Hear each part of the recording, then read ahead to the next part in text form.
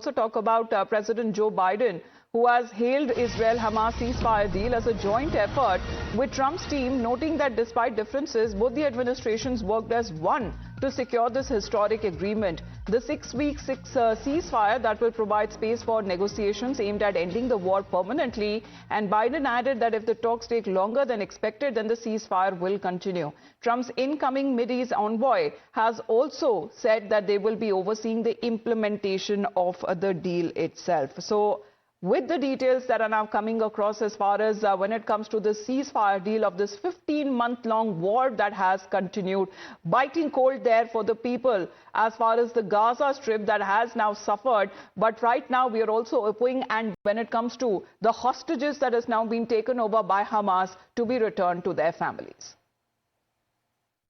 Because at long last, I can announce a ceasefire and a hostage deal has been reached between Israel and Hamas. More than 15 months of conflict that began with Hezbollah's brutal massacre on October the 7th. More than 15 months of terror for the hostages, their families, the Israeli people. More than 15 months of suffering by the innocent people of Gaza. Fighting in Gaza will stop, and soon the hostages will return home to their families. Shinja, do we take this as the done deal? Because we have seen months of on and off talks that have been taking place between the two sides that have also previously resulted to, a close ceasefire deal, but that has hit last-minute obstacles as well.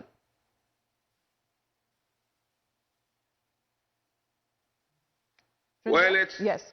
And let's hope it's almost done and finally done, because the people in Israel are still waiting for the hostages. The exact survived in these 15 months, but let's hope almost everybody has, and all the people in Israel who are waiting for their families to come back, it's a big thing for them. Let's not forget the Israelis have also suffered huge casualties. Initially about 2,000 in that attack on the 7th of October. Then there were hostages taken. Israeli soldiers have also died in the fighting.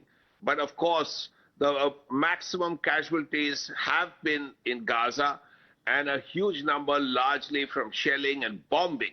So it's a lot of people who have suffered, as President Biden said, and thankfully the war is finally over. And let's hope all the hostages come back, or as many all the hostages who are alive have come back.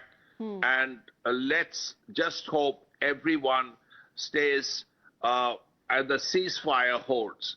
That's really the next thing. Let's hope the ceasefire holds. And if the ceasefire holds, the rebuilding of Gaza can actually begin. Absolutely. And as far as, taking credit for the months of talks that have been taking place on and off, they have hit hurdles, they have hit obstacles. But this is where just days before, again, as far as the comeback of Donald Trump in the White House is concerned, on Truth Social, he has put out the post where he says that we have a deal for the hostages in the Middle East. They will be released shortly. Thank you. Well, that is how Donald Trump seems to be reacting. Of course, President Biden himself also talking about the finer details of the agreement that is being worked upon, but it has taken months months of talks and mediation that has now taken place as far as from the leaders from the side of Egypt, from Qatar and from the United States as well.